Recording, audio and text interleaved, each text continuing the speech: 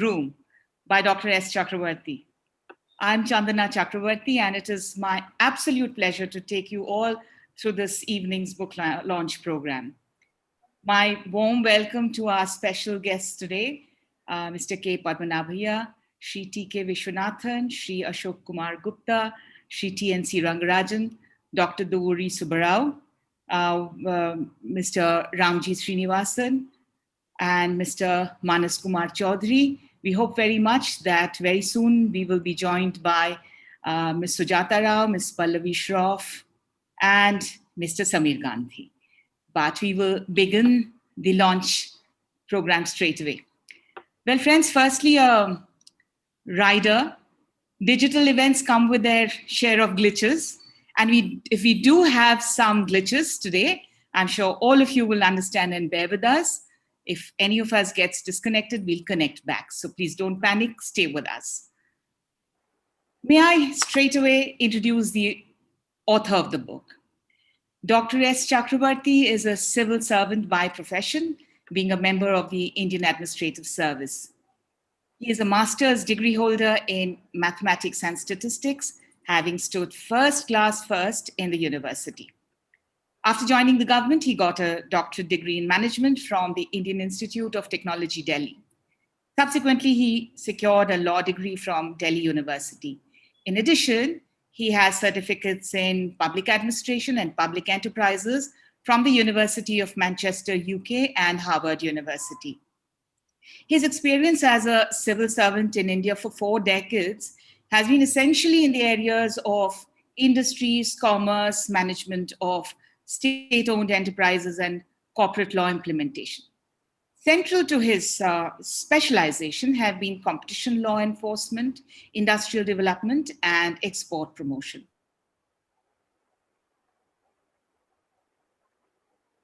Issues with a strong emphasis on consumer and public interest.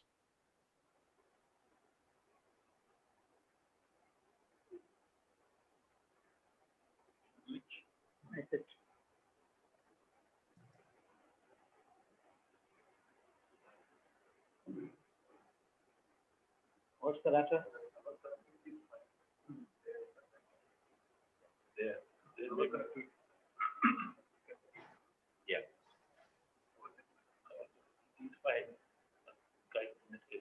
In the state of Andhra Pradesh, he's associated with assignments of securing protection of geographical indication rights for products.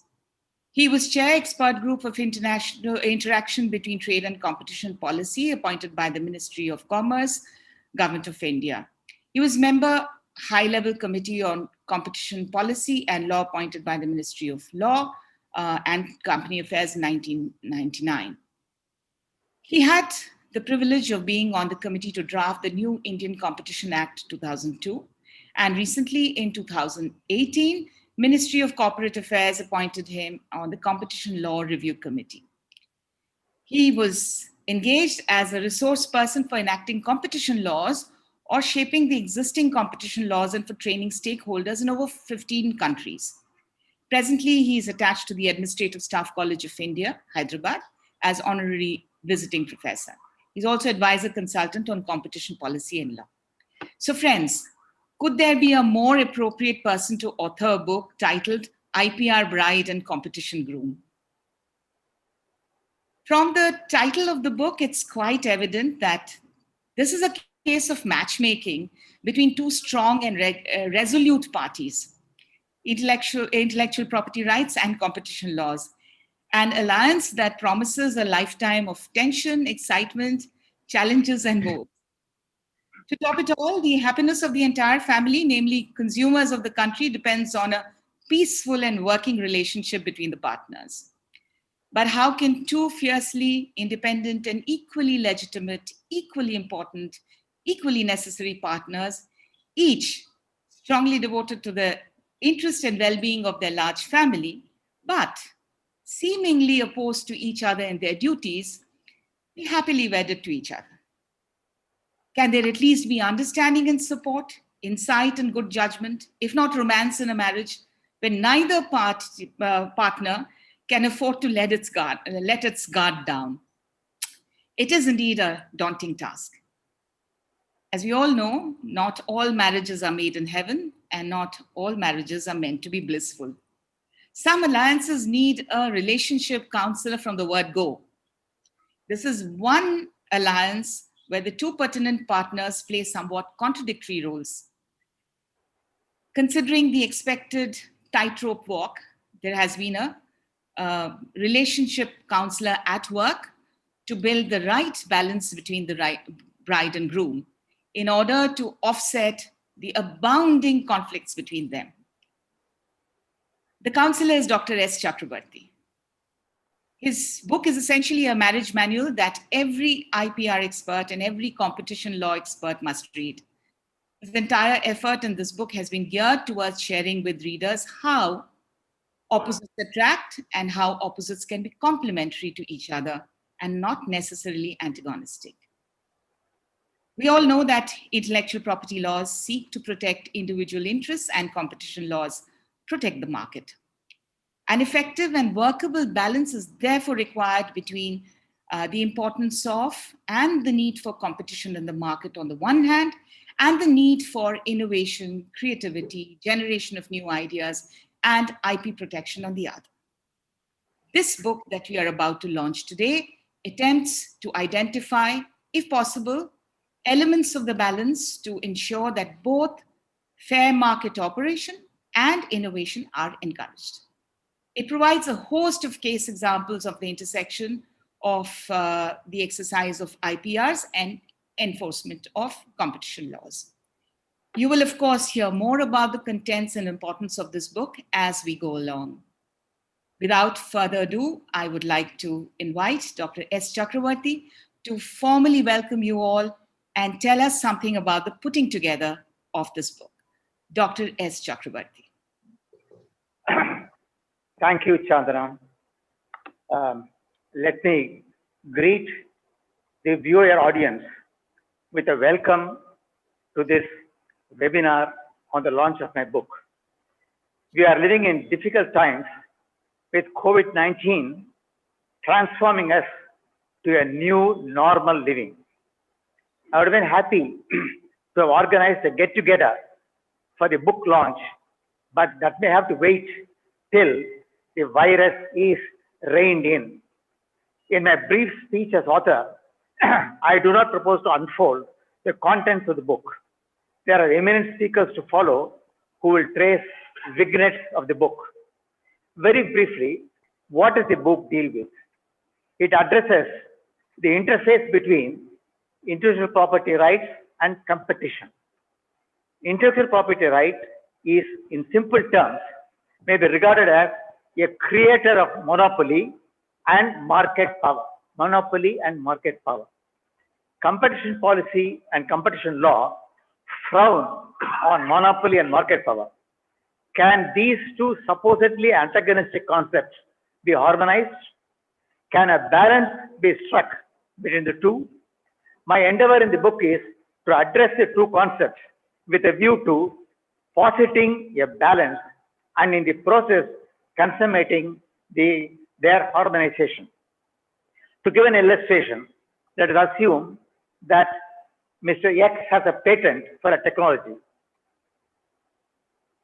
X licenses the patent to a person Y, who is allowed to use the technology and manufacture the product. That is, X has a patent, Y gets a license for the patent, and he has also manufactured the product.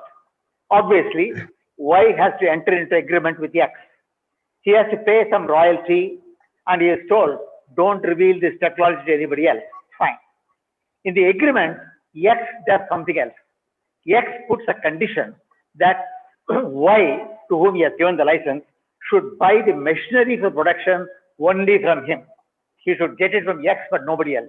That is, Y is precluded from purchasing from anybody else, even if it is cheaper, better quality, and so on. So the agreement mandates Y to purchase machinery from X, and this is anti-competitive. Competition law will kick in and rule that the purchase gag is illegal and should be dropped. That is how the competition law operates. The book traces real-time cases of such anti-competitive practices and narrates how competition watchdogs like Competition Commission need to have close surveillance of the market, detect such practices, and stop the offenders from indulgence. Take a look at the COVID-19 pandemic. It is rocking the world, and research is on to find a vaccine. Yes, a vaccine will be on tap with hopefully, say, 6 months. The inventor of the vaccine will hold a patent.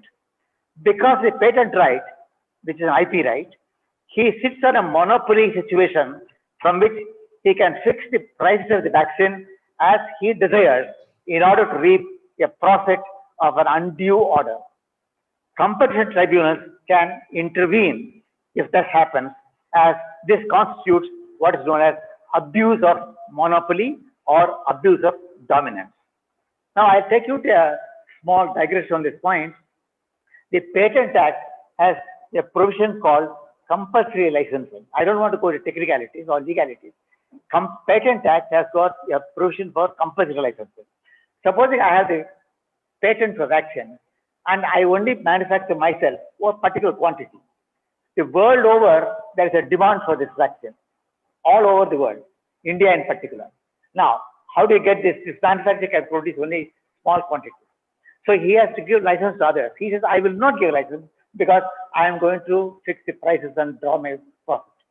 So here, stage, competition law will kick in and say, the competition tribunal will say, you give a compulsory license to XYZ so that they can also produce and get it in the market, even if you don't consent. That is, the patent holder does not consent, but still he will be forced to have the license given to some people who can manufacture this vaccine and give it all over the world, particularly to India. This is what I call it, the power and use of competition law to intervene effectively in public interest. Note the word public interest. I will leave the matter here with the hope that you will stand nudged to buy the book to know more. What triggered me to write the book? The trigger for the book is none other than my most valued life partner and wife, Radha. Radha is a doctorate holder in social science. She was a senior scientist in CSIR. From around mid-90s, she has been incessantly suggesting to me that I should put together in the form of a book the knowledge and experience I had gathered during my service as an official of the government.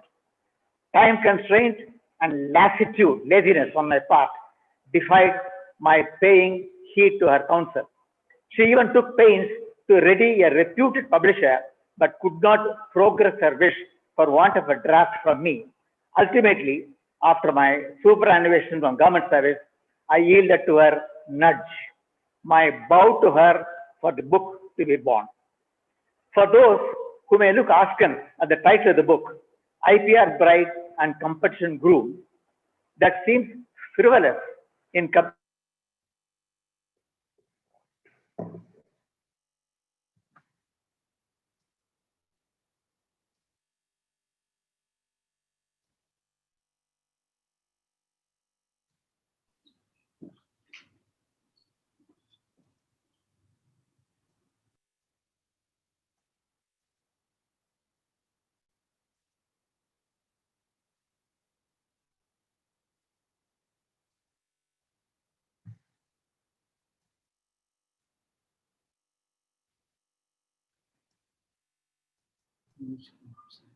Can't hear him.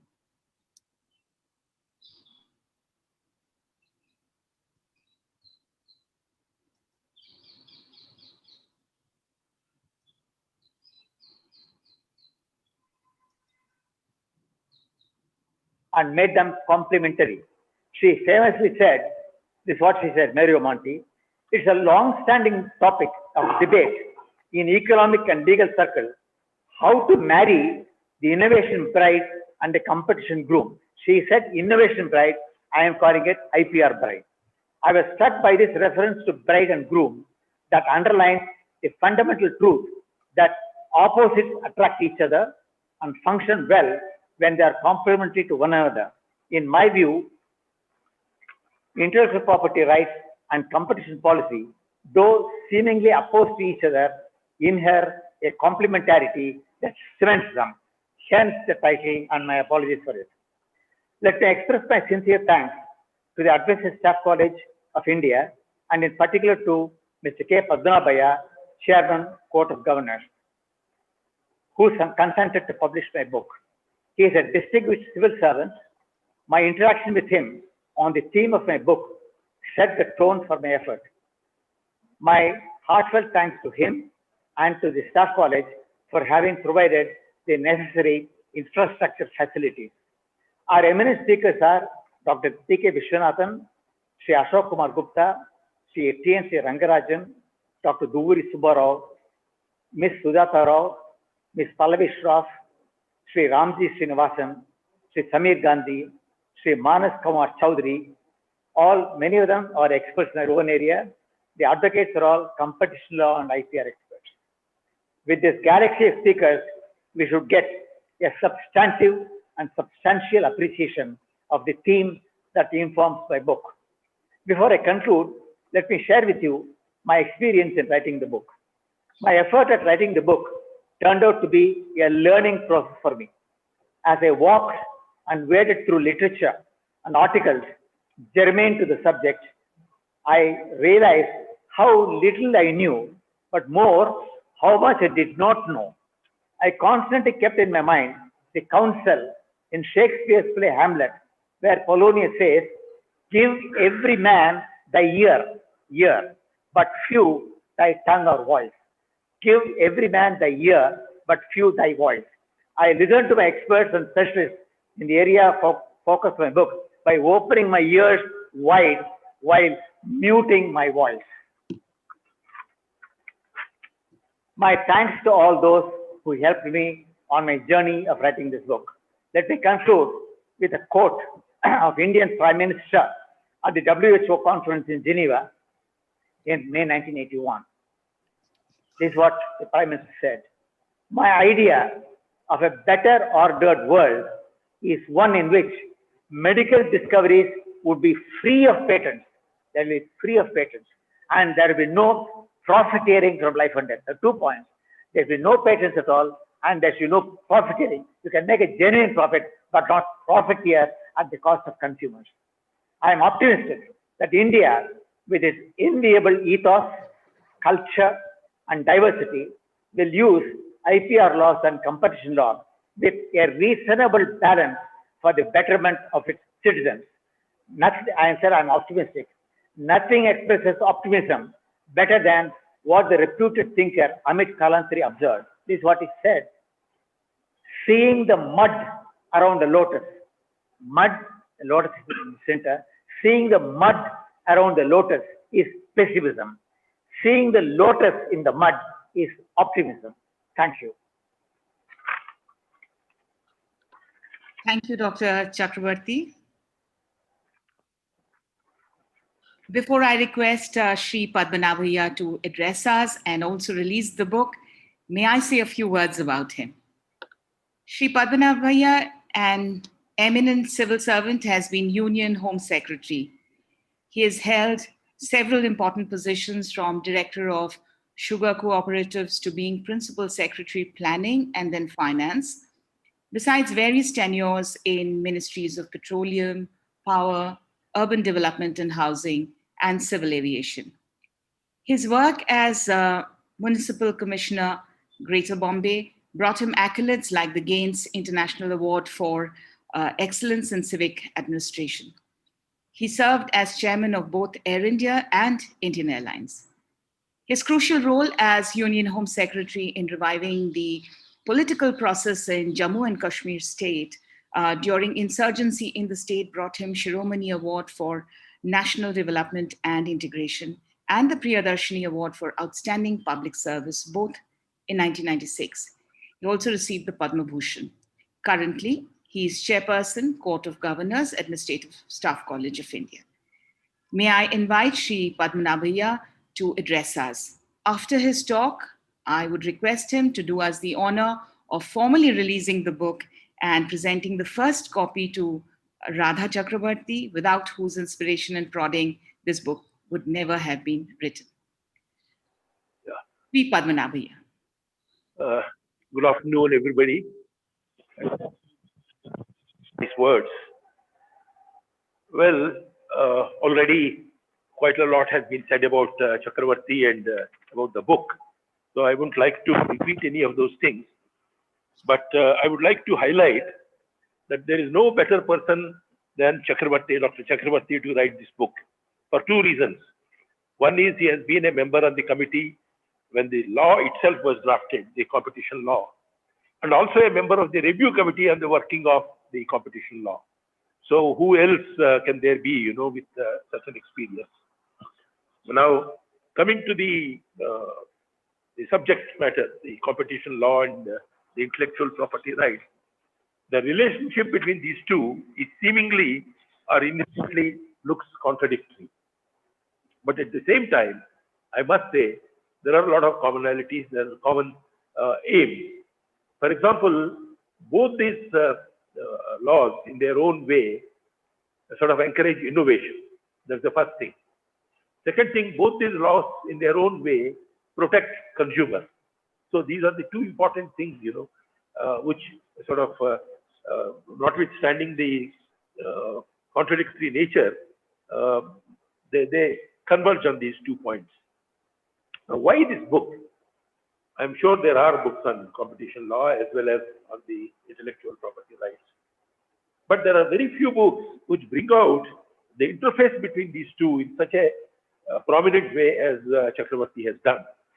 So I must congratulate Chakravarti.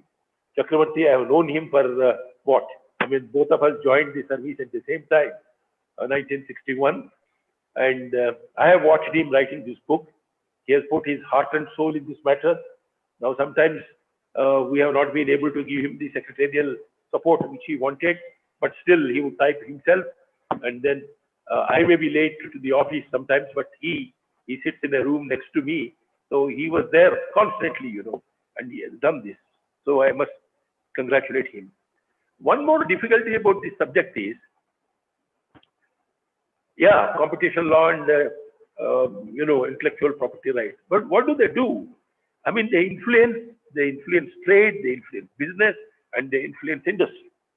It's a long impact, and this impact is complex. It's not only complex, but the stakes are very high. You have seen some competition law being applied to Google or somebody else, Microsoft, and all that.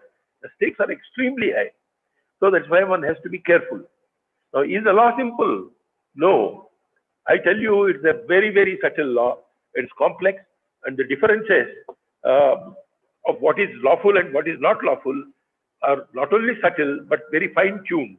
I think it requires a really great mind like Chakravarti, who has specialized in mathematics and statistics. I think that background serves him very well to do these things, So this is what I wanted to mention. And ASCI and myself are particularly happy to be publishers of this particular book.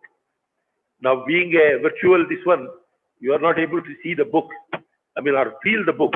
The book is damn heavy. I think it must be weighing almost about more than a quarter kilo, and it's done on beautiful paper and extremely nice get-up.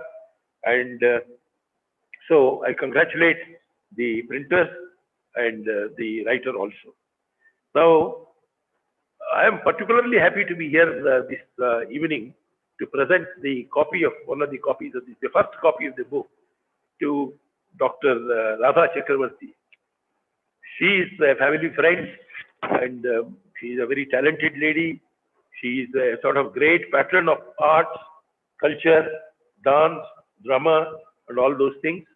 So it is particularly gratifying that being the inspiration for this book, as Chakravarti has mentioned, that she is here today in spite of slight setback in her health, but she sounds so positive, yesterday when I spoke to her, and I welcome her, and I present once the book is sort of unveiled, I would present the first copy to her.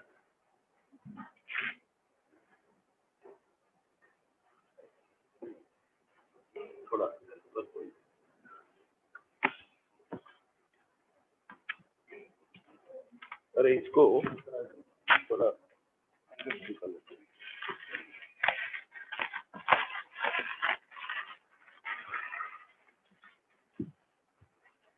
Chakravarti, you hold one. I would give her. Okay. Now this is the book, and IPR Bride and Competition Groom. Chakravarti mentioned something about the title. I had a long discussion with him. I said, this might make the book look a little frivolous, don't do it. But he had his way, and I think I'm glad he did that, Here is the book, and I have pleasure in presenting it to Thank you. Srimati Radha. Thank you so much. Wonderful. I'm happy to receive it from you. Yeah. And Dr. Ramu and Katya. I need to read the book. Yes. Dr. Ramu.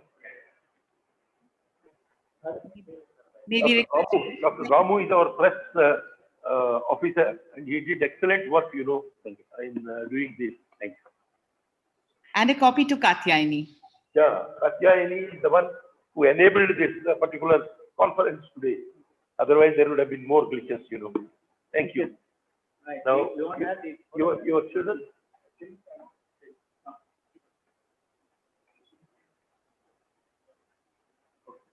Yes.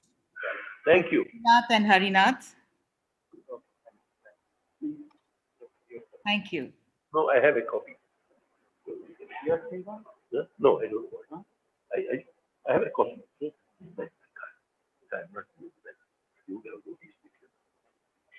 Thank you very much, Sri Padmanabhaya Garu. Thank you. Thank you, Much madam. for giving us the honors. And now we move on to the next part of the program, which is we have with us here Dr. Chakravarti's two sons, Srinath and Harinath. And I'm sure both of them have something to tell us about their journey along with their father's journey as an author. So I'd like to invite both of them to speak one after the other. First, Srinath. So Srinath, can we have a few words from you about your father's writing this book?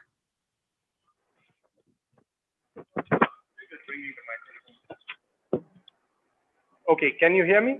Yes, we can hear you. Okay. So at the outset, I'd like to thank everyone, all those in attendance here at this virtual event, the panel of speakers and all those logged in, moderator, people here at ASCI, to share in this book launch, to participate in this. So from the family side, heartfelt thanks to all of you to be with us here today. As part of the family, normally the intent is that we say something not so much on the book, but to give a little personal touch to what maybe a father has gone through. And I'll do that in just a moment, but I want to say a few words on one area of the book that was of special interest to me. And that is the chapter 3, which really deals with the impact of the digital age and the technology on this particular topic. I happen to work in the e-governance space where we deal with how technology is assisting government, not just in the obvious benefits of saving time for the citizen when they avail of services and instead of going to a government office to go online. Those are some of the obvious benefits, but also in terms of governance, in terms of how technology can enable better governance, good governance, smart governance, those types of things. So in this context, clearly, when we look at the impact of these big technology giants, we see some of the big 4 and 5, the Microsoft, Google, Amazon, etc., being in a very monopolistic position in their respective industries. So how does this happen? When you try to do a search on the internet, why is it that we are confronted with just one choice, which is Google? Why are there not other choices? Certainly, there were search engines before, but they've all fallen by the wayside. Why did that happen? Similarly, Amazon is so dominant in the e-commerce marketplace, particularly in the US, which has literally stifled the competition and driven so many of the small vendors and small companies out. It's not yet reached that dominant position in India, but I have a feeling it's headed that way. So how does this all happen? If you look at a company like Amazon, for example, they do something like, I understand, 2.5 million price changes per day. They increase the price, they decrease the price to undercut competition. And how do they do this? It's all because of data. It's something my father talked about in that chapter in the book. Data is the new oil is a term that's been used a lot recently. But if you think about oil, when we put oil in our vehicle, when we put petrol in our vehicles, it only works for that vehicle. It cannot be used in any other vehicle, right? So it's a single-use thing. Amazon looks at data the same way. They collect so much data about consumer patterns, consumer spending, consumer behavior. But yet, is it really their proprietary right to be the only entity to use that kind of data to service consumers? Of course, they will argue that they were the first movers in the industry and they got into this position because of what they did. But being a dominant player in the industry is one thing, and having monopolistic behavior is quite a different thing. And that is where I think there is a role for government to play. I believe that when we look at the regulations, India is, of course, working on this whole data privacy and data ownership law, which is still in the works. And the reason it's taking a long time because it's very complex. Europe came out with the GDPR a few years ago. India is trying to look at that. India is looking at other countries, the US, other Asian countries, and also trying to apply it in the Indian context. And that's the reason it's taking a long time. Now, if you look at the role of government, what I will submit is this, that when you look at the regulatory environment, government does need to play a role in regulation, because the monopolistic behavior that may be exercised when a company gets too dominant in its particular industry has implications. It has implications not only on the fact of stifling competition, which is the theme of my father's book, but also to society. As a result of this kind of a behavior in their industries, it is also, for example, decreasing the social interaction. A lot of people like to go to stores and shop for books, and those bookstores are all going by the wayside. One of the things, and I don't mean to pick on Amazon, but I'm just using it as an example, is that when a publisher tried to list a few years ago their books on Amazon, the negotiations between the publisher and Amazon fell apart, and so the publisher was declined the request to list on Amazon. What happened there was, obviously, Amazon wanted a bigger share of the margins, etc. But there were close to 3,000 authors that were under the publisher's umbrella that then started losing their source of revenue because a majority of the sales was still happening on this platform. And so they pressurized the publisher, saying that it doesn't matter if you're not getting a good deal, but you need to get on that platform, because that was the dominant platform. And so the publisher then had no choice but to accede, and then they so that's really what happened. So by being a monopolistic player, they're able to extract all kinds of concessions, and the livelihoods of many people are also impacted by this. Now, veering a little bit beyond competition, there's also a social impact. There is, with the advent of technology, and particularly with AI coming into play, increasingly there is less and less human interaction that's happening. And therefore, players who dominate in a particular industry take steps to further lessen the interaction. So who is responsible for this decrease in social interaction and the other impacts to society? I think government has to look at all of these things. My view is that if you look at all of these companies and we look at the copious amounts of data they have, and they use that to their advantage, who is actually the biggest owner of data? Even more so than the Amazons or the Microsofts of this, and the Googles of this world. It's none other than government. Government is the one that really has the most data. But yet, very rarely do you see anyone accusing government of monetizing this data or using it to their unfair advantage for obvious reasons. There's lots of checks and balances. Government is responsible to its citizens, and therefore there are a lot of things that obviously prevent that from happening. So cannot government leverage a lot of its best practices, its checks and balances, and incorporate that into the regulatory environment for the betterment of society? It can still be pro-market, pro-business, but there's that fine space that it needs to occupy, that while encouraging the free markets and encouraging business, must also take into account this aspect of enabling this data to not become the monopoly of a single entity, of being available for innovation and other practices across the board, and ultimately ensuring that there's a societal need and the preservation of certain values and things that we hold dear in society not to be frittered away. And I think, and that is what I would submit, and that is really the discourse, a lot of that discourse that's happening with respect to data ownership. Okay, I'll switch gears a little bit and talk a little bit, a couple of personal things here in terms of our father's journey. I think one of the things I'd like to say is that he has an incredible intellectual curiosity in all matters, not just related to competition. He is a voracious reader and reads a lot on a variety of topics. And I think that's, me and my brother have certainly been inspired by that. He brings up a lot of topics for discussion in the home, and we agree on his point of view on many things. Sometimes we disagree.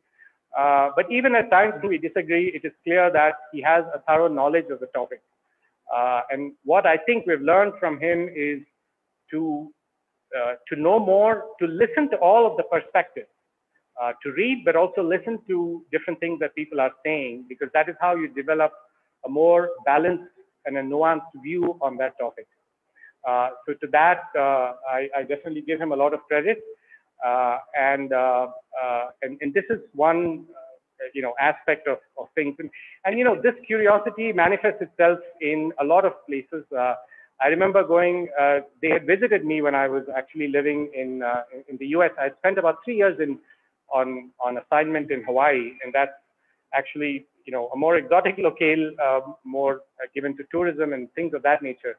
But even there, as much as they enjoyed their visit there, he still wanted me to set up an interaction with the University of Hawaii, the East-West Center there, to engage in some of their faculty, some of their researchers, doctoral students, somebody there would ask a question about something, and I think that gives a different perspective from their point of view, and this all adds to the overall learning process, and I think that's something that I really credit him. Rain or shine, he goes to all of the different lectures on various topics in Hyderabad, and it is that intellectual curiosity that I wanted to highlight here. A second quick point I want to make, something personal about my father is that over his career and his life, he has been extremely giving in terms of providing advice, suggestions, reviews in various matters to a lot of people. Students, people who are in their work, people who have written things, and sometimes he will edit something someone has written and then rewrite the whole thing for them.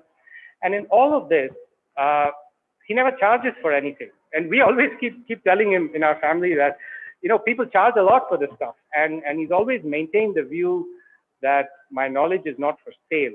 And he's had this very idealistic view and very altruistic view, which I think is extremely commendable. In this very commercial world where everything is monetized, in the kind of world we live in, this is more of a rarity. And I think we as his children imbibe these values, and we certainly are inspired by it.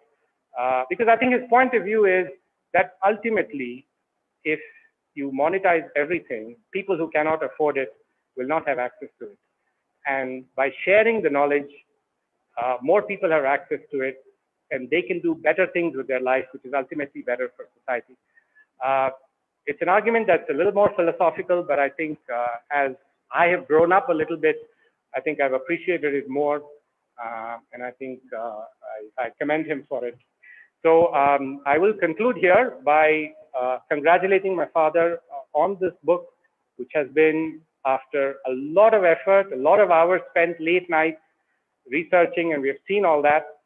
And we are very proud of you, and we wish you more success, good health, and more success in your endeavors. Maybe even another book, but not before taking a well-deserved break from all this for a while. So thank you very much, and I think I'll turn it over to my brother Harinath, and he'll say a few words.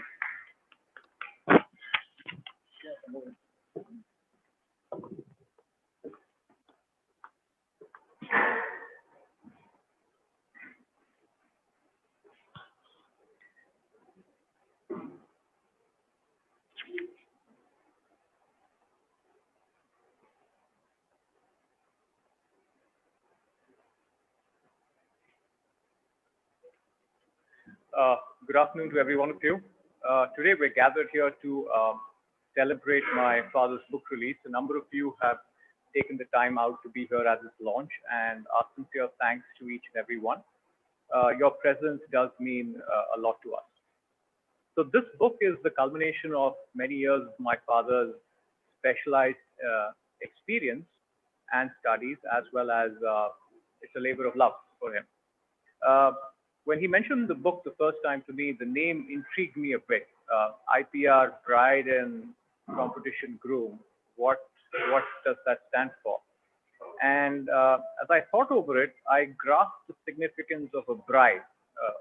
In most social contexts, a bride is someone who's shy, who's unassuming at first, but over the course of time ends up managing and overseeing the groom, in this case, the competition. So after many years of happy marriage between my parents, we hope that the IPR laws will call the shots on the competition groom. And a good IPR wife hopefully should forgive the competition husband even when he is wrong. But let me take a step back and also mention to you, when I was growing up, my father's approach in terms of his convictions was never about lecturing anyone around him, especially his family or his children, on how to lead their lives. But at the same time, he let his children absorb those convictions. And this book in some way epitomizes the distillation of those convictions. If I can try and list what they are, it would be as follows. First of all, his ability to listen to a problem and spend a lot of time analyzing it and finally understanding it before preferring a solution. The second point is his focus has always been on it's important to be a humanist no matter what, and give unconditional support, as my brother mentioned, to anyone who asks for it. The third most important conviction is the ability to give space, breathing space, which is often not given these days, to anyone around him, his family, his colleagues, who can then develop and grow to their full potential. But I think the most important part which has shaped him, his core conviction, is his belief. For him, belief, or if you want to call it optimism, is a powerful antidote when anyone faces uncertainty, and it's true in his case, because it gives him the ability to imagine new possibilities, such as a foray into IPR or competition law or trade practices. But in a genesis on how this book was founded, competition law, intellectual property rights require a firm understanding of legal processes, procedures, and nuances. My father set out to do a law degree in his late 50s, and at that time as a student, I was dragged along as a willing accomplice. There were mundane case studies to follow. There were long law books and analyses and critiques of plaintiffs and observations in court. So these were all artifacts that my father had to comprehend in detail. And for once, voluntarily, I was very happy to take up the position of an instructor to oversee his schedule, his attention to detail, and his discipline. So this was definitely welcome payback during my student days as a child. But he did complete his law degree with honors, and he has been able to turn his attention to corporate law and handle it with a certain degree of magnanimity. Again, when I say magnanimity, it comes from a Latin word, right? Magnus, which is great, and animus, which means soul. The word is a good description of my dad. As he decided to pursue this specific area of law. A person with a good soul and a good spirit, filled with empathy and generosity, that he will not indulge in petty issues or gossip or in judgmental behavior. So, to expect nothing back in return, no acknowledgements, no awards, being around him, it's impossible not to want to be like a little more like him, to bring out the best in all of us. So, to show at every moment in life that it's possible to set the terms that you can choose to, and carry out the work that you love. In face of his government job, pressure from quarters, and to staying professional, to stay true and to encourage everyone to find their creative path is a pretty big thing these days. I think we all have a lot to learn from him. His ability to reconfigure his life, to repivot his life in such a way that his vocation is always aligned to his values is a privilege that we can all learn from. We're lucky to have his actions remind us that this is a privilege and we should not take for granted. Once again, I wish him the very best and many much more books to come. And thank you everyone for your time and attention. Chandana, back to you. Thank you, Harinath, and thank you so much, Srinath, who spoke before you. Friends, we have a host of highly accomplished individuals with us today. I will invite each one of them to say a few words at this occasion. While all our eminent guests are highly sought after speakers who could light up any occasion with the richness of their knowledge and experience, owing to paucity of time, we will have to content ourselves with brief speeches from each of them. Before I invite Sri T.K. Vishwanathan to speak, a few words about him. A legal luminary, Dr. T.K. Vishwanathan, in 4 decades of his career, has served as a lawyer, as a professor of jurisprudence, and as Secretary to Government of India in the Ministry of Law and Justice, and Secretary General of Lok Sabha.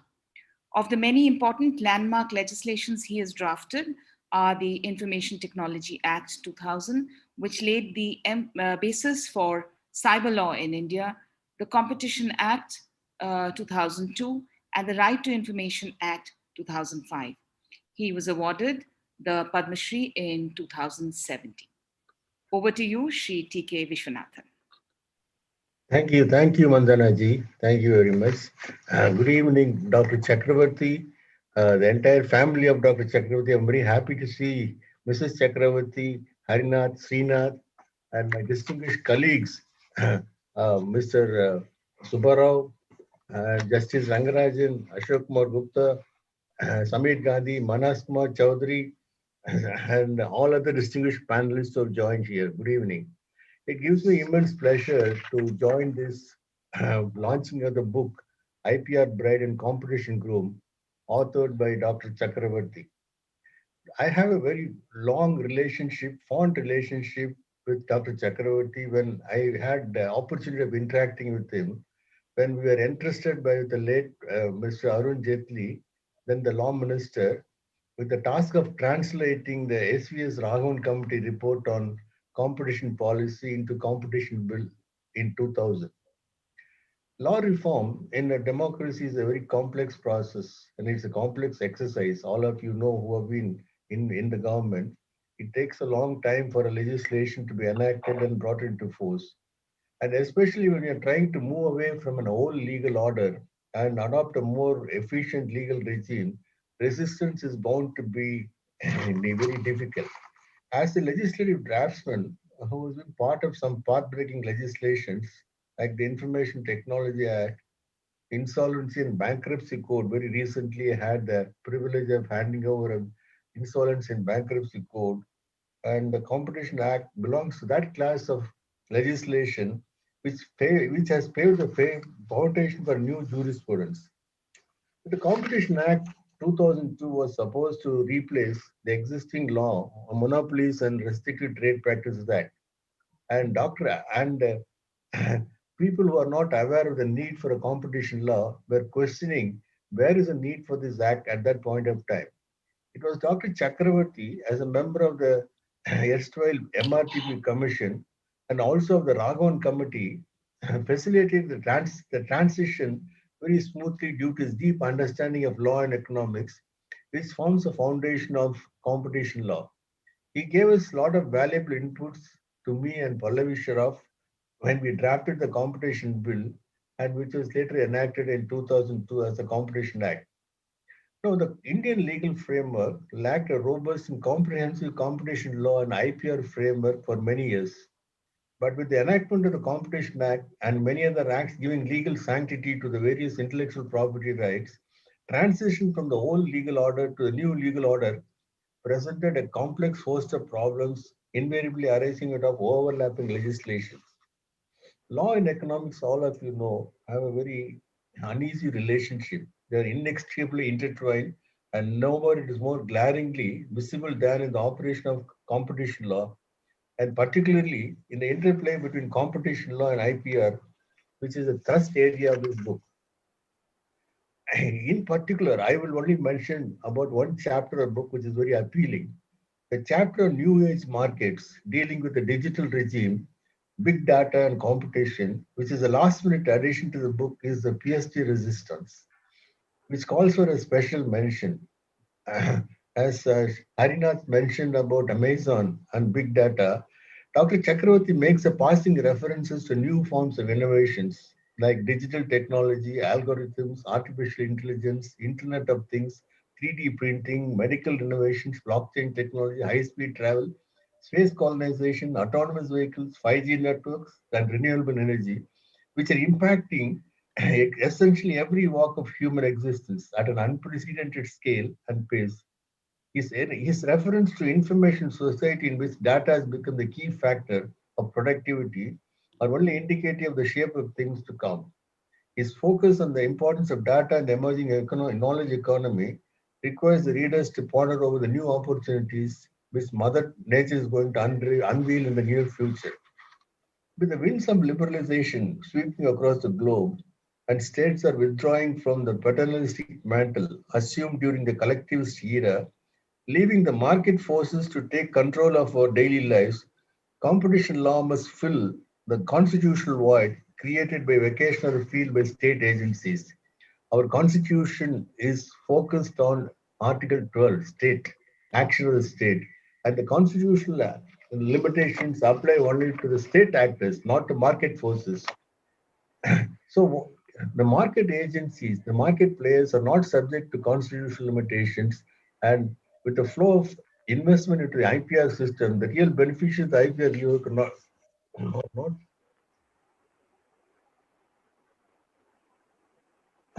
with the flow of investment, with the flow of heavy flow of investment to the IPR systems, the real beneficiaries of the IPR legal framework are not the true and original inventors or the authors of the IPR, but economic investor who has invested substantial funds into the creation of the IPR.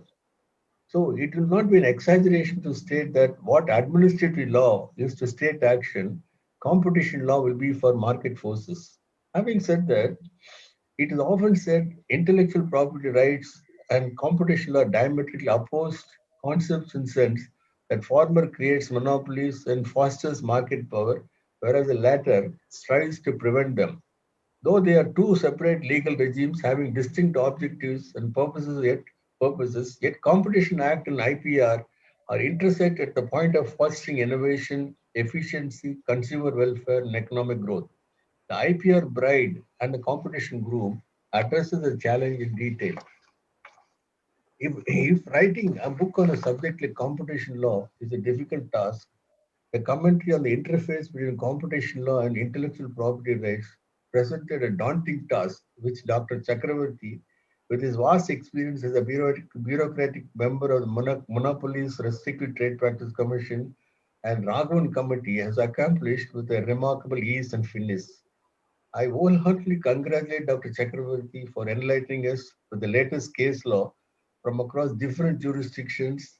And I hasten to add that the book is only the beginning because today we live in an age of information obsolescence. Overnight, our knowledge becomes obsolete and new challenges and new developments take place. It will be very difficult to keep pace with everything. It would be a fitness of thing if administrative staff college tomorrow makes available a YouTube channel to Dr. Chakravarti to keep up to date on competition law developments. I'm very happy to participate in this. I'm very happy to see the Chakravarti family, and I'm also very happy to participate in this panel discussion where I am not able to see many of the panelists. I saw Mr. Sharma logging in. He's one of my great well-wishers at some point of time. And I commend this book to all judges, lawyers, and legal scholars who are interested in keeping pace with the legal problems posed with technology. Thank you. Thank you, Vandana. Thank you so much, Mr. Vishwanathan. Thanks a lot. Friends, Shri Ashok Kumar Gupta is Chairperson, Competition Commission of India since November 2018. He has more than 36 years of wide-ranging experience with Government of India and with Government of Tamil Nadu. I have great pleasure in inviting him to say a few words now. Shri Ashok Kumar.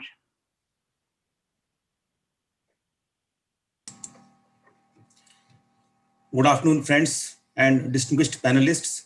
I am happy to be associated with the book launch of Dr. S. Chakravarti's book with a very interesting title, which reveals the theme of the book upfront. That is, its focus on the interplay of competition law and intellectual property rights. The ideas and insights that this book generates are extremely valuable for the enforcement of these two distinct yet related legal regimes for the common goal of fostering innovation. I compliment Dr. Chakravarti for this academic pursuit and for his long and unstinted commitment to this field that has culminated in the publication of this book. His passion for this subject and his distinguished professional career as member MRTPC, member of the High-Level Committee on Competition Policy and Law, member of the Drafting Committee of the Indian Competition Act 2002, and very recently, member of the Competition Law Review Committee set up by Government of India for bringing in amendments to the competition law, puts his ideas and hence this book on a very firm footing that hardly requires any endorsement. Friends, this book is a very timely contribution to the public policy discourse on the subject, as innovation has become the theme of industrial organization today. The global economy has shifted towards a mode of production in which knowledge is a key input. And at the core of this knowledge-driven economy is innovation. The ability of an enterprise to translate knowledge into innovation and commercialize it determines its competitiveness. Policymakers around the world are thus laying great emphasis on creating an ecosystem that encourages innovation. Competition law and IP law are both integral to the institutional framework which undergirds this ecosystem. They are not at odds. While IPR confers exclusive rights over intellectual assets, competition law is for keeping markets open and accessible. But when you scratch the surface, both serve the same purpose of promoting innovation. IPR by providing ex-ante incentive for knowledge creation, and competition law by curbing anti-competitive use of IPRs ex post. Much antitrust jurisprudence in the last century has attempted to delineate reasonable and unreasonable restraints of trade, and it should be no different for IP. But what is reasonable and what unreasonable is far more difficult to ascertain in IP-related cases, and hence the responsibility on investigative agency is enormous. Competition law does not interfere in the grant and validity of a patent, but assures that such a monopoly is not abused to the detriment of market as well as consumers at large. This clarity regarding the limit of respective legislations was provided in a judgment pertaining to SCP dispute between Ericsson and Micromax, where it was observed there is no irreconcilable conflict between the Competition Act and the Patents Act. As recognized in the book, research and development involves substantial risk and resources. The fear of misappropriation due to imitation by rivals can curtail incentive for innovation. However, owning IPR cannot absolve an enterprise from its responsibility to use it pro-competitively for the welfare of the consumers. In innovation markets, unlike in other regular markets, competition is not on price. Competition assessment thus essentially embeds a dynamic perspective moving beyond the narrow static price competition concern and focuses on the effects of the conduct of an IP owner on innovation. When an anti-competitive design is furthered under the pretense of protection of IPR, either to hinder follow-on innovation or to restrict potential competition, competition law comes into play. In the most innovative nations, strong IP protection has taken place in the presence of a well-functioning competition law regime that provided strong defenses against anti-competitive practices. Licensing of intellectual property has been the focal point of many competition law cases across jurisdictions.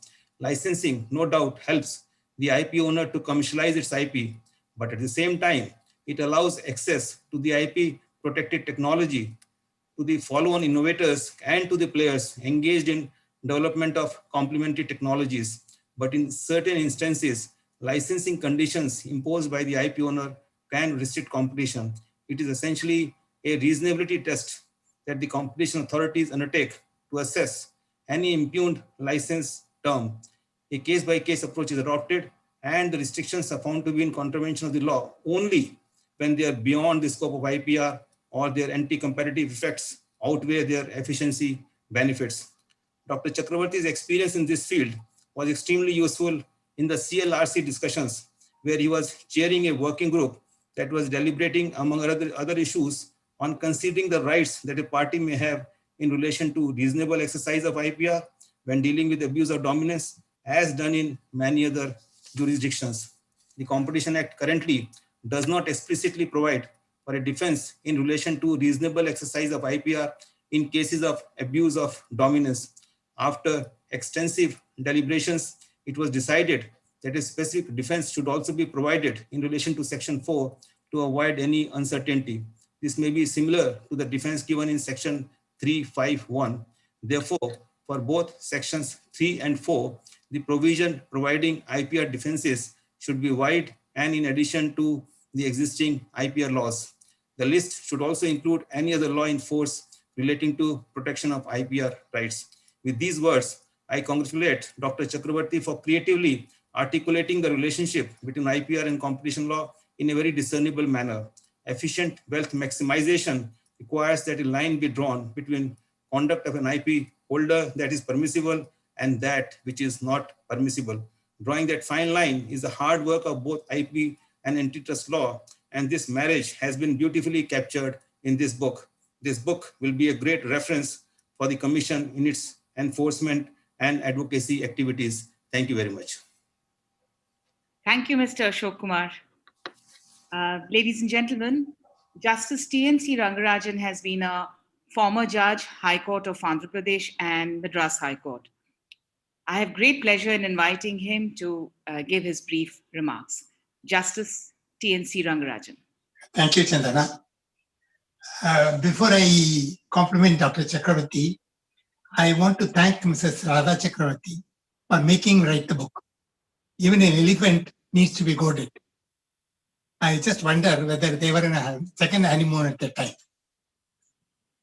Dr. Chakravarty's book catches the eye with the captivating title, IPR Bride and Competition Groom. The matrimonial metaphor is very apt. There is a duality and oneness in copyright and competition. There are two things with a common purpose of development. There is secrecy and openness. There is conflict and cooperation, private property and distribution of wealth, reflecting fundamental rights and directive principles. Dr. Chakravarty's credentials are very well known, and he has ably dealt with vast subject referring to updated technology. His references to artificial intelligence and algorithms are amazing. Some of the new tools are inherently restrictive.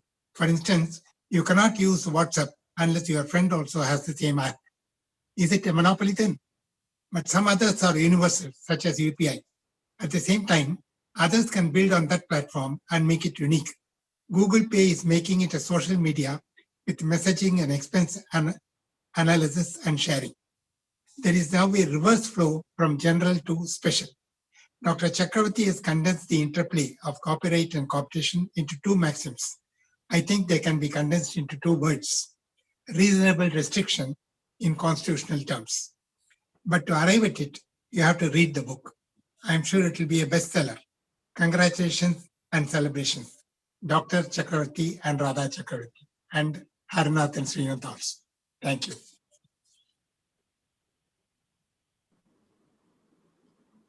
Thank you so much, Mr. Rangarajan. We are delighted to have with us former Governor RBI, Dr. Chaudhary Subbarao. His crucial leadership in mitigating the impact of the 2008 global financial crisis on the Indian economy, just a week after he had taken over as Governor RBI, can hardly be forgotten. After stepping down as Governor RBI, he served as Distinguished Fellow of National University of Singapore and later at University of Pennsylvania. May I invite Dr. Chaudhary Subbarao to speak to us. Thank you very much. First of all, to Dr. Chakravarti, many congratulations, sir. You've written a wonderful book on a very weighty topic. That's an impressive achievement. What's even more impressive than your book, I think, is your zeal, your energy, enthusiasm, intellectual curiosity. We know that many retired officers, the standard pattern is to retreat into a shell, disengage from public policy, and become passive and dull. But not you. You've shown that even after retirement, you can teach, learn, study, educate. You've shown that it's possible to engage in public policy. So many congratulations for that. You've been a role model, not just for serving civil servants, but even for retired civil servants. The central theme of this book is IPR and competition law. Both are, as speakers before me have said, intended to maximize consumer welfare, but there is tension between them. The public policy challenge is to harmonize the tension. So having said that, I want to make 4 points. The first point I want to make is this, that despite the tension between them, competition law and IPR target a common objective, which is to encourage acquisition and spread of knowledge. On the face of it, there's tension between these two laws, and we see them as two different strands. But they target a common objective and address a more common and profound question, which is this. How do you acquire knowledge, and how do you spread it in such a way that it is welfare maximizing? As I was reflecting on what I should say at this event, I came across this Saraswati sloka. I'll just read this. Apurvaha kopi koshoyam vijyate tava bharati vyayatoha vritthim ayati kshayam ayati sanchayat. Apurvaha kopi koshoyam vijyate tava bharati vyayatoha vritthim ayati kshayam ayati sanchayat. I don't know Sanskrit, but I gather that loosely translated, what this means is, O Goddess Saraswati, your knowledge, your vidya, your scholarship is truly amazing and profound. The knowledge you give, if it is widely shared, it enhances and expands.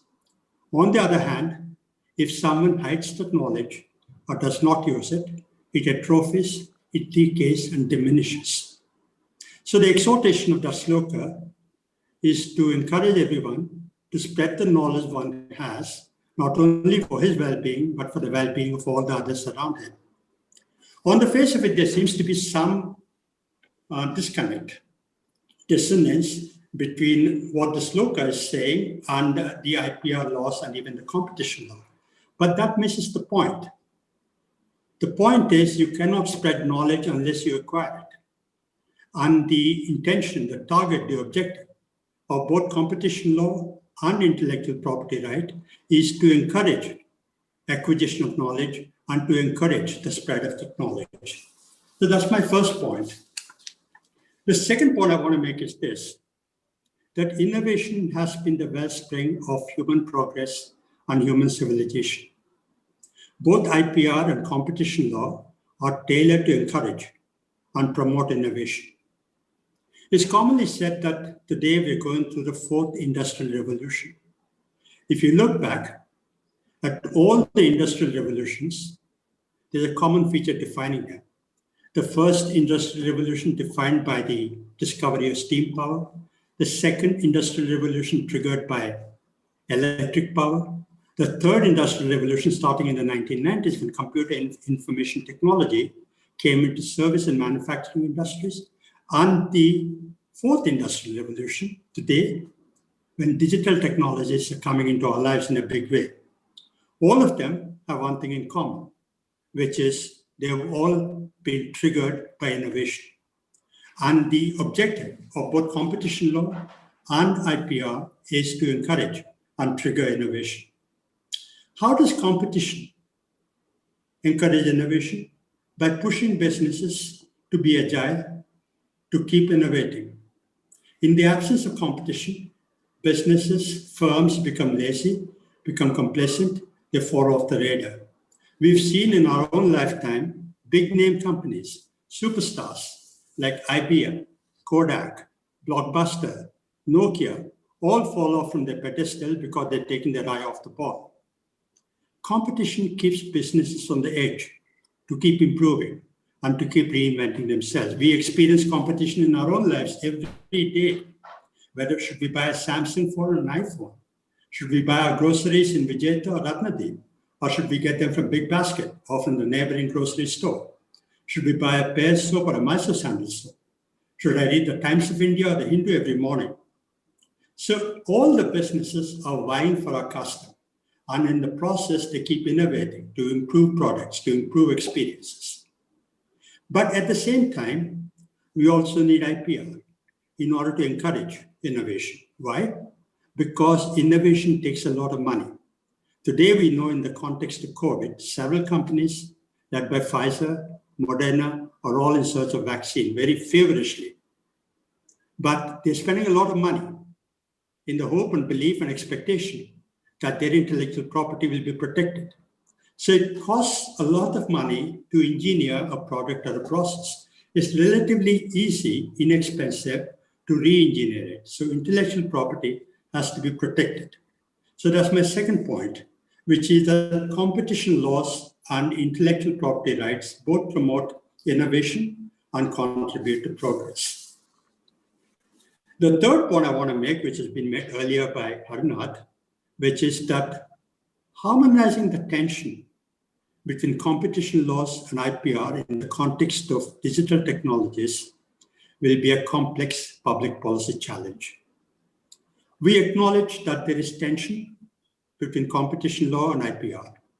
The nature of that tension is going to be different in the context of digital technologies. And the question is this: are the laws, are the regulations, are the rules written for an earlier context for older technologies, are they relevant, are they valid, are they appropriate in the context of digital technologies? Dr. Chakravarty discussed this book extensively discussed this topic extensively in his book. Harna spoke about it, but I want to give my own nuance to it. We saw big technology companies, Facebook, Apple, Amazon, Alphabet, being hauled up by the US Congress for allegedly behaving in anti-competitive manner, using their dominant position to throw off competition, to kill competition. We saw this in our own country. 3 years ago, FaceTime wanted to come in and give free internet to everyone. And potential competitors balked at that idea, alleging that Facebook was misusing its dominant position, using predatory pricing, as economists call it, to kill off competition. And today, we're seeing that play out again as between Google and Paytm. Paytm is accusing Google that Google is using its dominant position to push Paytm off the money transfer market. So the inference from the above controversies is that large digital technology companies are able to exercise dominant monopoly power, even though under law they're not monopolists. Why and how are they able to do this? Because of some defining characteristics of technology companies. There are many of them, but I just want to mention one. Technology companies are defined by network effect, which is that I want to be on Facebook because all my friends and all my acquaintances are on Facebook. I want to shop on Amazon because Amazon gives me the widest shopping experience. Similarly, advertisers, They want to advertise on Facebook because everybody else is there. Most customers come there.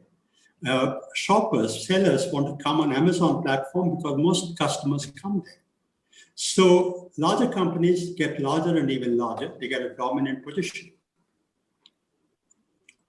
These companies are able to exercise monopoly power without coming under a definition of monopoly.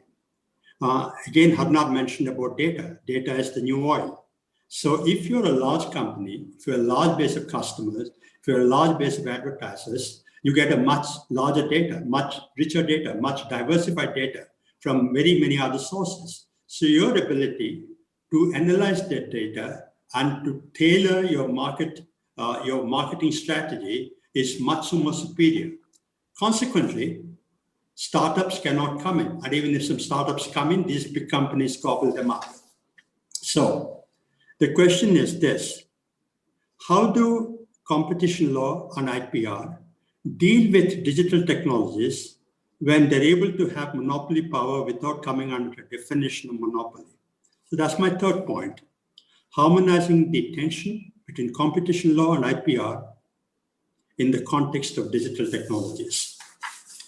Now let me move to my last point, which is this: that managing the tension between competition and regulation is as important as managing the tension between competition and IPR.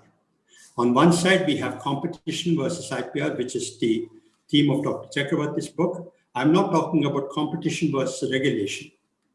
Let me illustrate that going back to my own experience as the governor. Now throw your mind back 10 years, 2010. Throw your mind back to your ATM experience then. Imagine you had an account, let's say in Punjab National Bank, in PNB. You had an ATM card, a debit card of PNB. But the ATM of PNB is 1 kilometer away from your house. You had to go 1 kilometer away, all the way to that ATM to use an ATM. Even though maybe next to your house, in your neighborhood, there was an ATM of Canara Bank. You couldn't go there. You had to go all the way to your PNB ATM. Today, the situation is different. You can go to any ATM and withdraw money. We did that when I was governor. And underlying that decision was an issue of competition versus regulation. Banks actually protested, resisted this interoperability because they believed fairly, I think they had a valid point, which is that having an ATM is a brand equity. For example, let's say State Bank of India can say that we have the most number of ATMs. ICICI Bank, maybe, for example, can say that our ATMs are never out of cash. So they could compete on the brand equity of ATMs. When we said in the Reserve Bank that no, you have to make all ATMs interoperable, in some sense, we were curtailing competition of one nature, but encouraging competition of another nature. So as much as the tension between IPR and competition law to some extent subscribes competition, same way the tension between competition and regulation subscribes competition. Today we're seeing the same issue play out again. Paytm, for example, banks, for example, you can transfer money from one bank to another using the UPI app. It doesn't matter. So say, for example, you have an account in PNB, but you have the SBI app on your bank. You can transfer using that SBI app, invoking your PNB account to other party, to the counterparty who might have an account in Bank of Baroda. But Paytm is unable to do that. Very recently, the Reserve Bank said that not only banks will be interoperable, but even mobile wallets have to be interoperable. So the point I'm making is that the tension between competition and IPR is pervasive, goes across sectors, and it also translates into a tension between competition and regulation. So those are my 4 points. First, that despite the tension between them, competition law and IPR address a common objective, which is acquisition and spread of knowledge in a way that is welfare maximizing.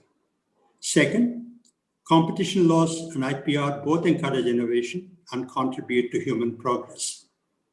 Third, harmonizing the tension between competition laws and IPR in the context of digital technologies is a much more complex public policy challenge. And finally, harmonizing the tension between competition and regulation is as big a challenge as is harmonizing the tension between competition and IPR. Finally, congratulations once again to Dr. Chakravarti. I really appreciate you having written this book. You're an example to all of us, and I look forward to your next book, and I wish you Godspeed, health, and happiness. Thank you very much. Thank you, Dr. Subbarao. Thank you so much. Friends, Ms. Sujata Rao has been Union Secretary of the Ministry of Health and Family Welfare, Government of India. Of her 36 years of experience as a civil servant, she spent 20 years in the health sector in different capacities at the state and federal levels. She's author of the book, Do We Care? India's Health System, published by Oxford University Press. I have great pleasure in inviting Sujata Rao to say a few words. Sujata Rao.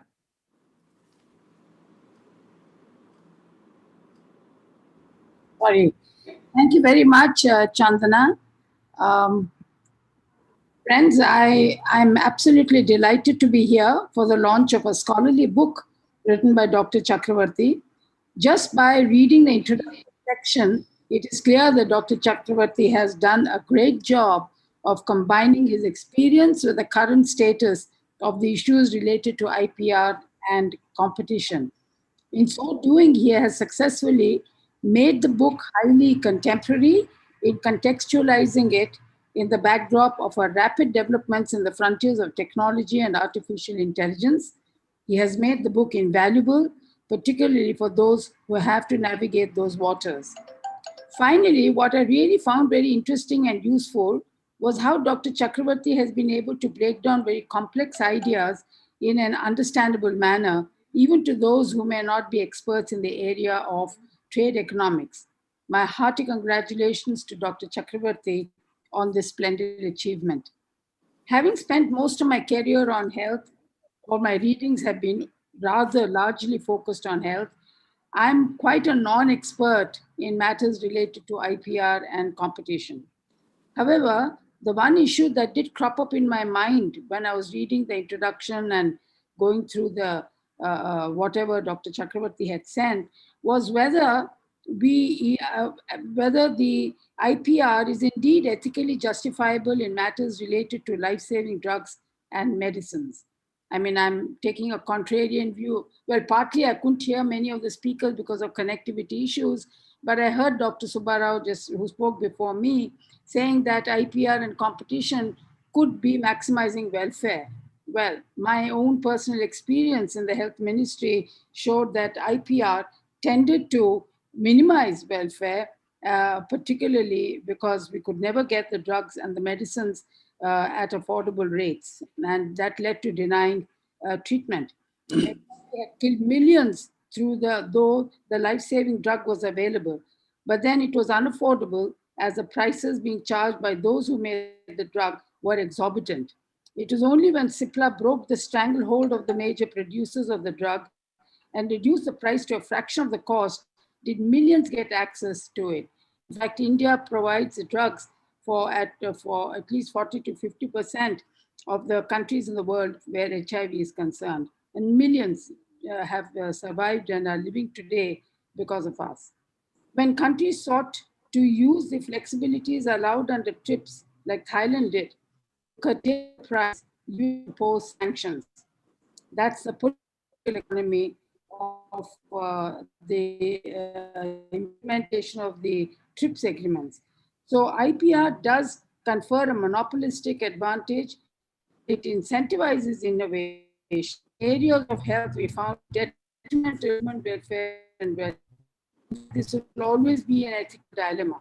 Once again, we will see this issue in the context of COVID vaccine. Chakravarti had alluded to this in his opening remarks, but so Dr. Subbarao, Pfizer and others have certainly spent billions in coming up with vaccine and have prices perhaps as patent holders, but then this will imply that half the humanity humanity will afford it. So finding a balance has and will continue to be a challenge in all such matters. Likewise, competition and markets have also failed in the health sector. Market failures in the health sector are known, they are extensive, and the world over, we have not found that competition really does reduce price and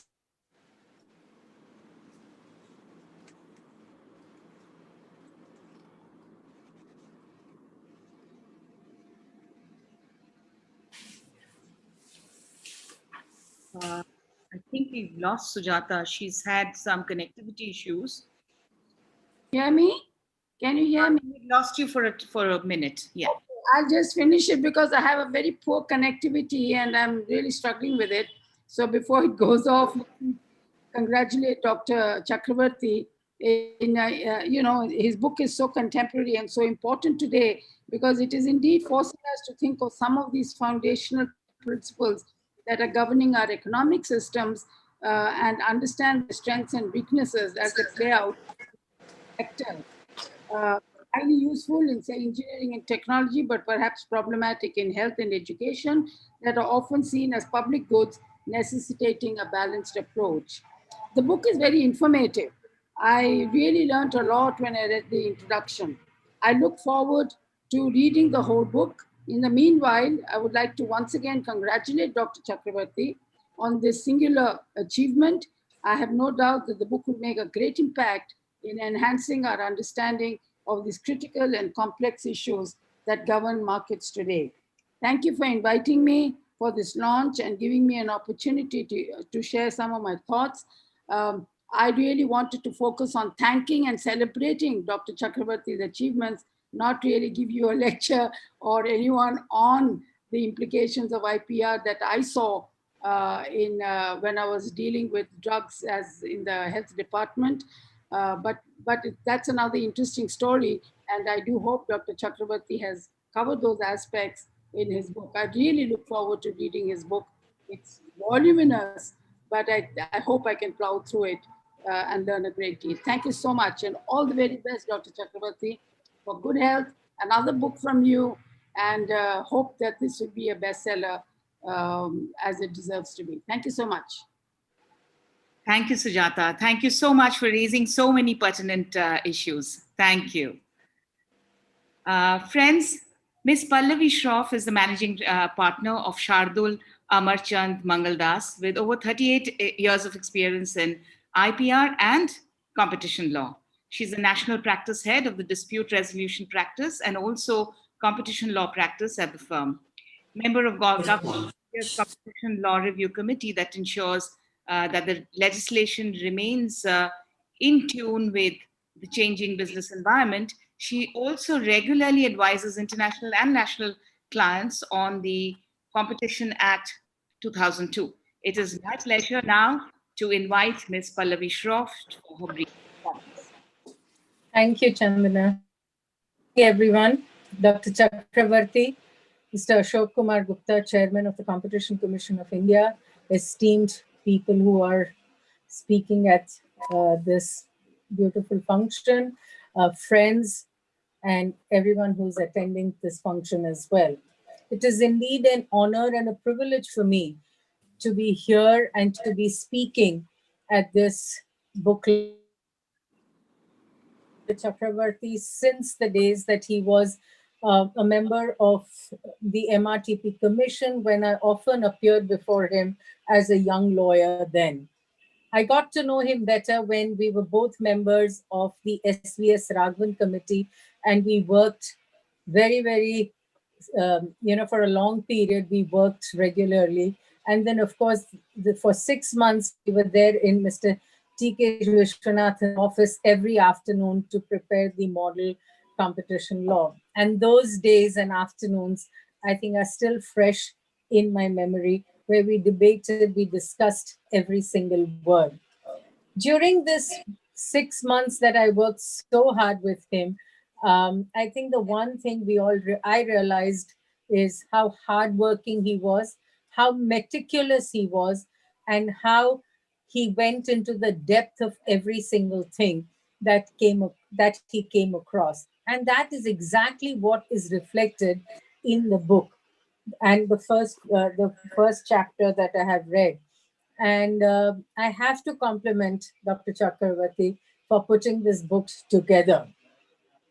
And I think what I realized as I read through this is how important it is. We all know and we all study and we all argue and we advise clients on the interplay. But when you read his book, what came across was truly the interplay, because at one page he writes that IPRs create market power by limiting static competition in order to promote investments in dynamic competition.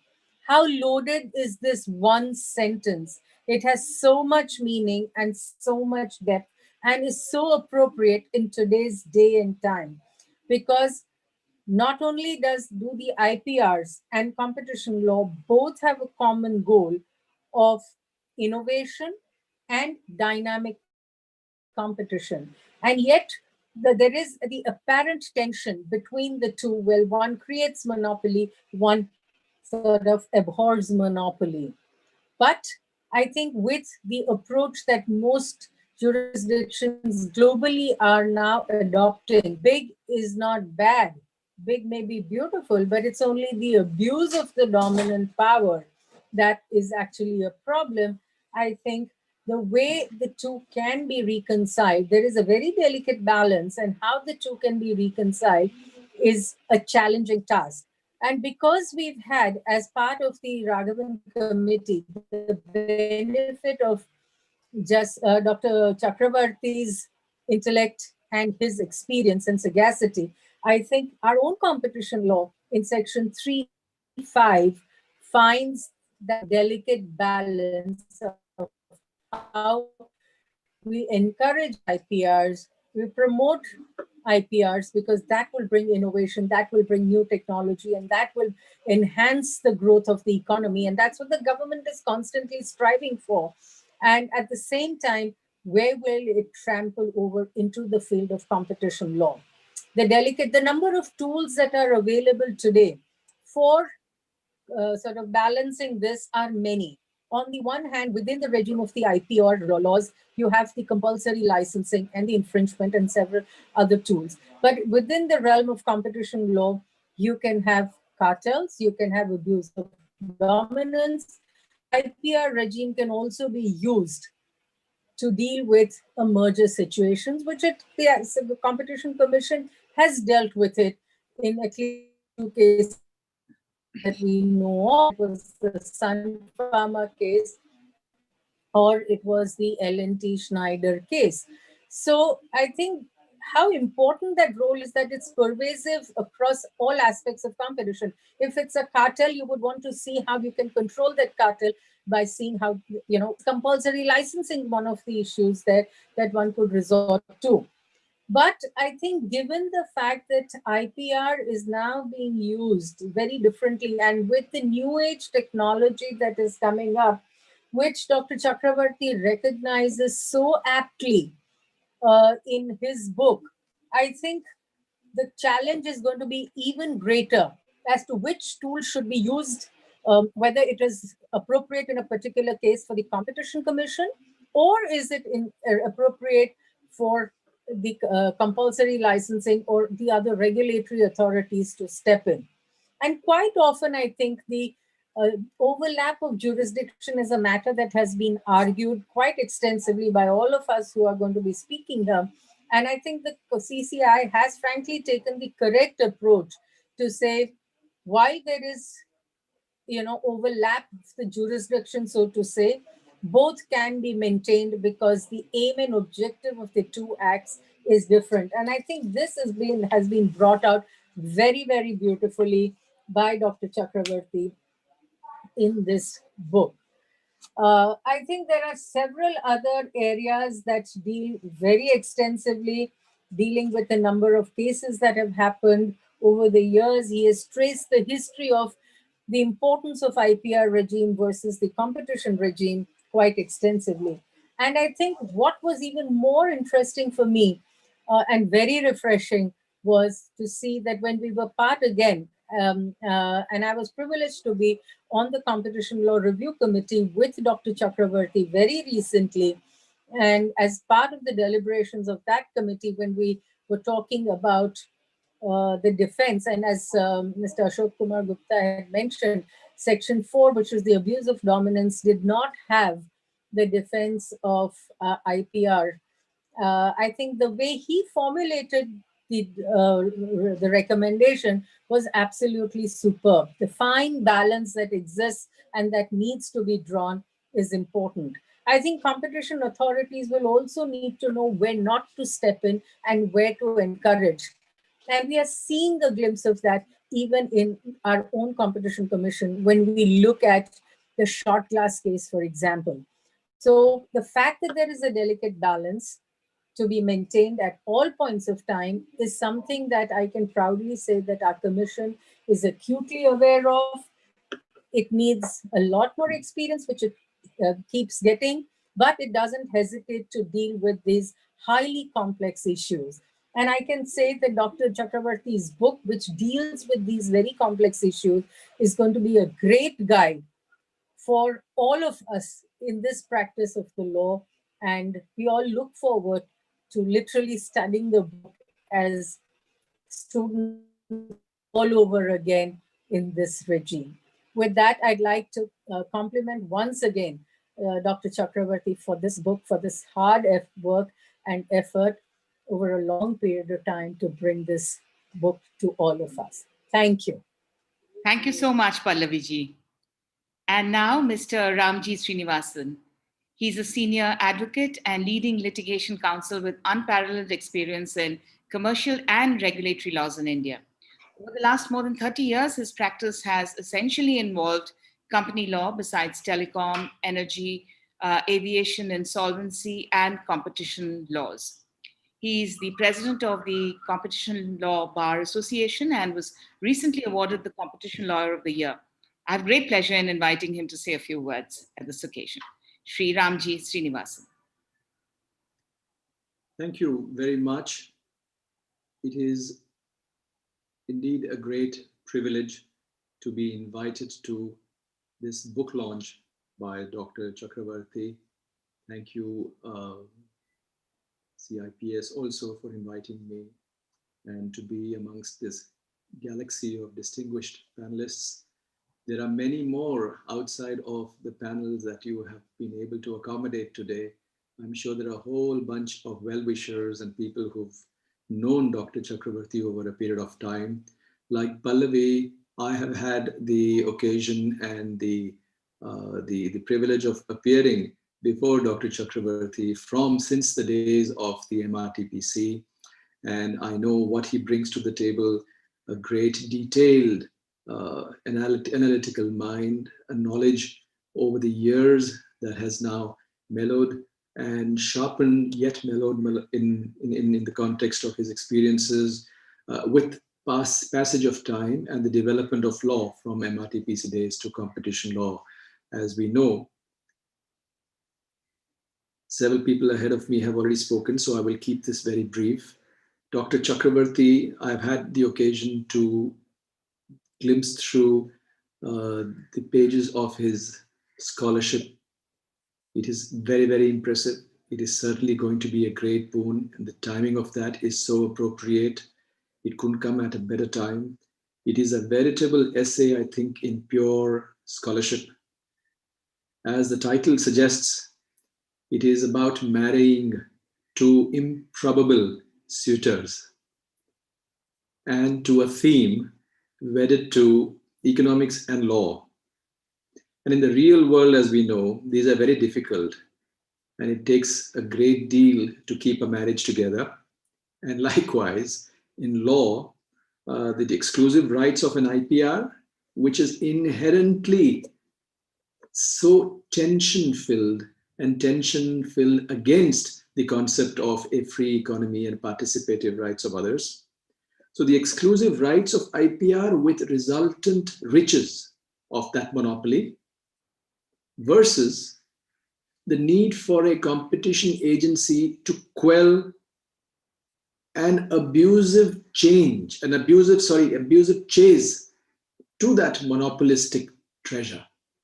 That's the challenge between the bride and the groom, and yet to marry them together, because one is essential. The chase for a monopolistic rent will enhance innovation. So if you quell innovation because it is monopolistic, then you're quelling development. And competition wants, therefore, the moment there is, so big is not bad, as Pallavi mentioned. The chase for monopolistic riches and rents is also not bad, because that provides an incentive for a competitor to come and say, if there is only one person who's making such riches, I want to be part, and he will innovate more. So I think on a larger canvas, if you were to step back, the two of them seemingly tension-filled, a relationship seemingly tension-filled, is really necessary for the purposes of development of the market, for the purpose of ultimate benefit, public benefit, and in public interest. So therefore, in these matters, usually competition agencies maintain a very light touch regulation. And I think that is both in terms of a carrot and a stick policy that every business enterprise has to thrive, and every competition agency struggles every day to achieve. This book, therefore, captures that palpable tension, and yet at the same time celebrates the spirit of innovation and resultant success. Today we find that in the manner of not just the cases that are before courts and before the commission, but we also find this tension in the judgments that are now coming in. The recent challenges in the high courts, before the commission, and now in the Supreme Court, including in the Jio Bharti matter, where they have said there are separate regulators, not just limited to IPR. I take that only as one example. And at the same time, on the other end of the spectrum, the need for a competition agency, irrespective of the nature of the subject matter of investigation, to be vigilant. So that tension is captured even in recent developments in law. And I dare say that a happy marriage will certainly be found as we proceed ahead. I would wish that Dr. Chakrabarty's book is certainly going to be a success and will be widely read across colleges, universities, and amongst scholars. And it will be a great, great, great advantage for practitioners like all of us. Thank you very much, Dr. Chakrabarty, for inviting us, and our best wishes to you. Thank you, Mr. Srinivasan. And now, Mr. Samir Gandhi. Mr. Samir Gandhi is partner at AZB Partners with over 21 years experience, and he heads the firm's competition antitrust practice. He advises on all aspects of competition law and has previously served as counsel for Competition Commission of India. I have great pleasure in inviting him to say a few words. Over to Mr. Samir Gandhi. Thank you, Chandana, and thank you, Dr. Chakravarty, for inviting me to this, wonderful event, a celebration of what is no doubt going to be a treatise in its area. Dr. Chakravarty, you've been a role model for several of us younger practitioners, with your vast knowledge, experience, and your never-ending desire to question the seemingly obvious. Over the many months that we interacted over deliberations at the Competition Law Review Committee, I was always amazed and inspired, with the diligence and perseverance with which you gently and firmly pushed us to stay honest and to get to a better result. It came obviously as no surprise to me that you should author this important treatise on an often neglected area of competition law, its interface with the IPR regime. In many ways, the title is very appropriate. Competition law, which, as many speakers have alluded to, is somewhat averse to monopolies, and IPR, which seeks to preserve them. they do make strange bedfellows. Indeed, the book touches on these differences at various points. And much like the proverbial bride and groom, these laws do have differences, which often take them in different directions, perhaps, uh, but only to ultimately settle on a lifelong compromise. Our Competition Act, of course, has settled for that compromise in the shape and form of Section 3(5). We deliberated and discussed at great length the need to mirror the exception, in Section 4 as well. And I think in the book, you correctly identify, the balancing between these two laws as being a daunting task. But that certainly does not deter you from seeking an appropriate balance on how these two laws will continue to operate throughout your book. Again, it's a balancing act that many brides and grooms probably spend a lifetime trying to master. I was particularly taken in with Dr. Chakravarty's description of the complementarity between these two laws. And he notes, and I quote, "There are common goals running as a veneer under the two components. Both stand by innovation and dynamic competition," close quotes. His book, I think, illustrates the many ways in which society, through an invention, has been invigorated through IPR protection. And that's ultimately led to greater consumer welfare and indeed vigorous competition in these markets. The new developments in the digital world, as several before me have spoken about, are a testament to this remarkable growth, with tremendous technological progress resulting in enhanced welfare, consumer welfare across the board, and IPR protection, which has allowed the biggest ideas to be born in the smallest garages across the world. The balance between promoting innovation and regulation will undoubtedly be a question for our times. I think several of our speakers today have spoken about that, and indeed it is truly a challenge. But I think Dr. Chakravarty's book is a start. It will provide us with a guiding light in some ways to navigate these difficult questions. I'd like to once again compliment him for this tremendous job, for being a true role model and inspiration, both to him and, of course, to his inspiration, his wife Radha. I think behind every powerful author is a powerful wife, and I think that has certainly come out in this wonderful book. So congratulations once again, and thank you for having me. I wish you all the success in this book. Thank you. Thank you, Samir Gandhi.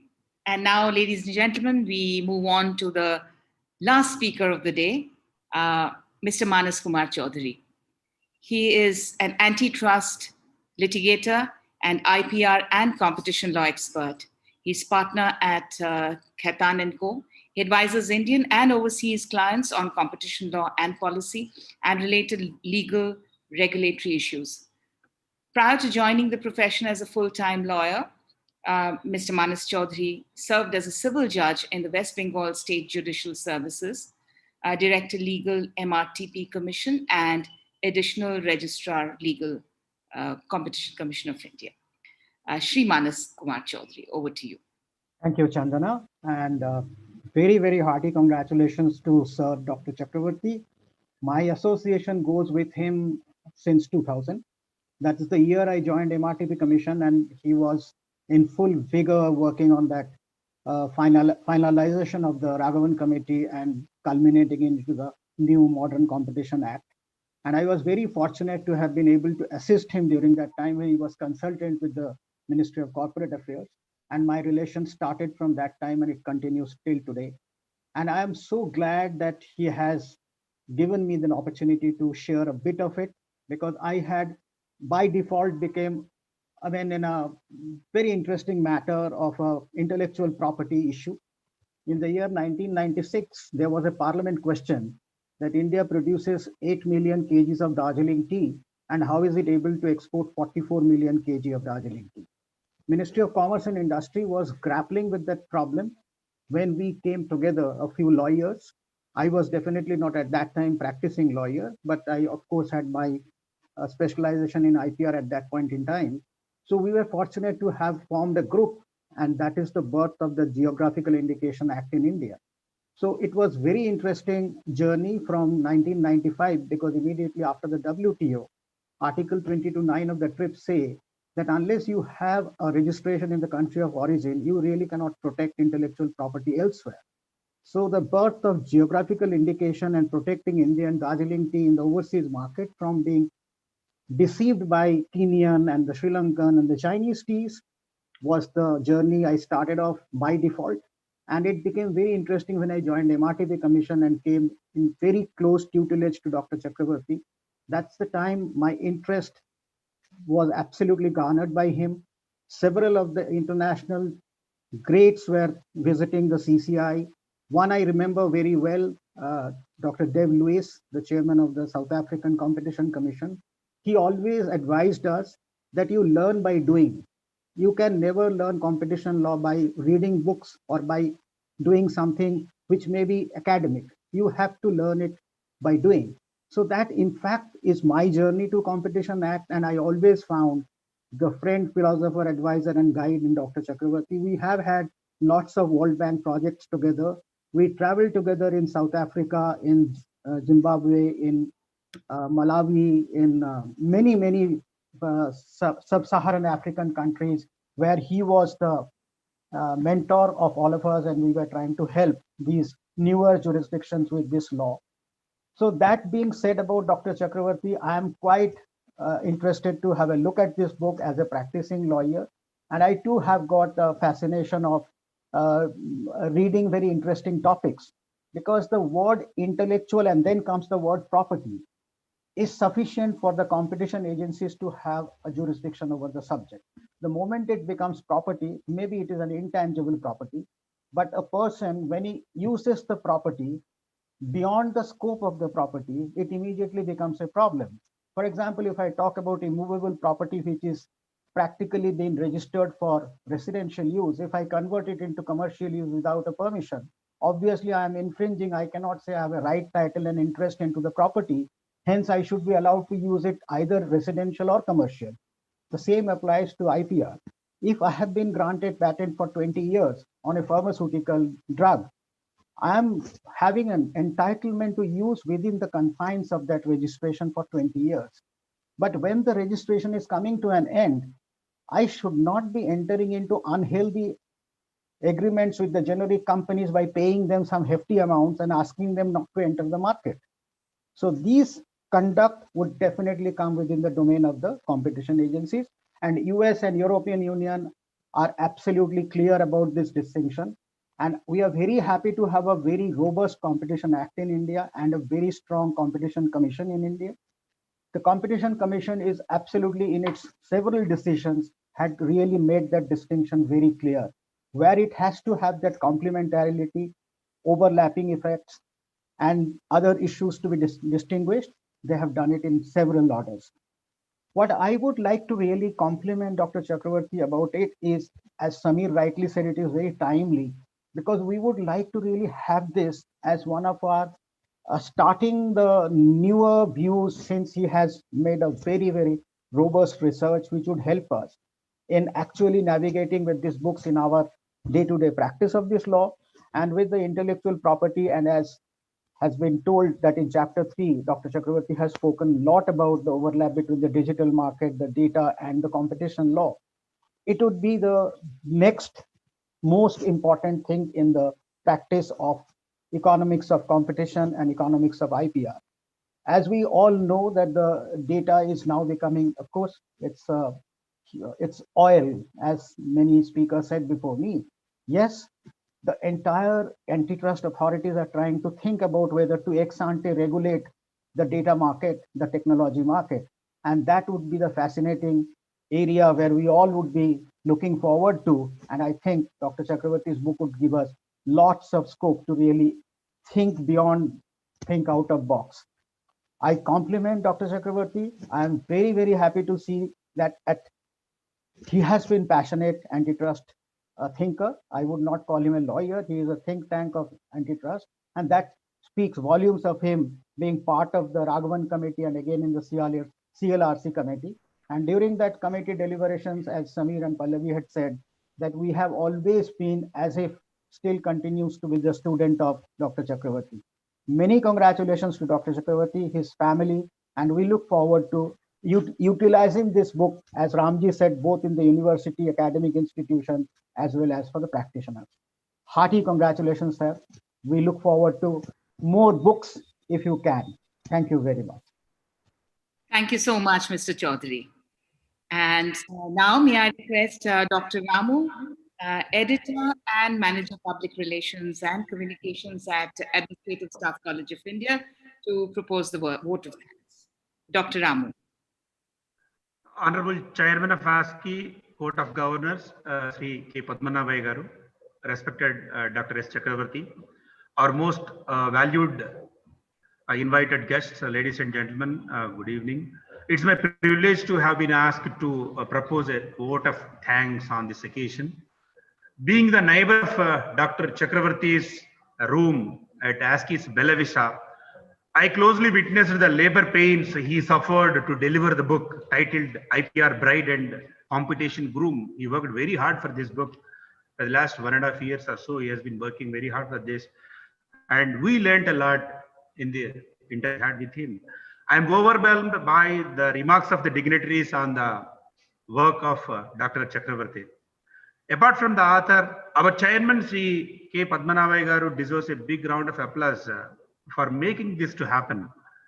For the first time in the 64 years history of ASCI, thanks to our chairman's initiative, we provided a platform for an author to come out a book.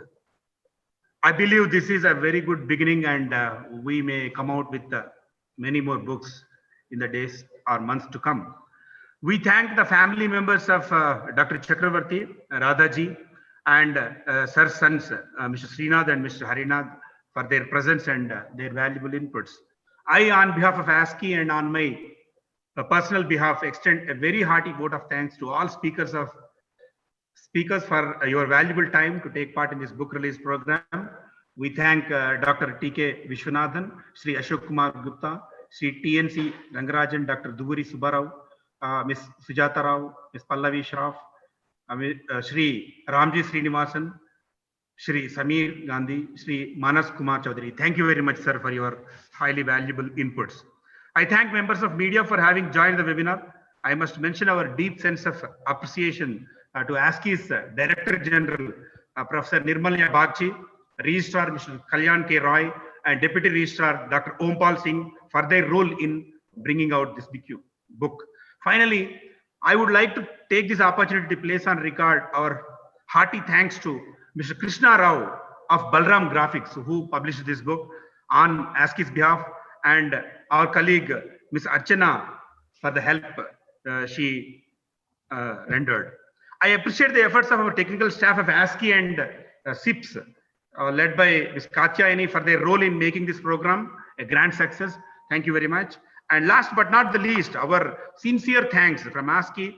We sincerely thank our moderator, Ms. Chandana Chakravarti, for her wonderful job. Thank you very much, ma'am. Well, friends, with this, we come to the end of this lovely book launch that we had of Dr. Chakravarti's new creation. Thank you very much once again for being with us. But before I bid farewell to all of you, I'd like to convey my heartiest congratulations to Dr. Chakravarti and wish his family well, my good wishes to his two sons, and especially to my dear friend Radha, who I've known for a very, very long time. Thank you once again, and stay safe, all of you. Bye-bye. Thank you.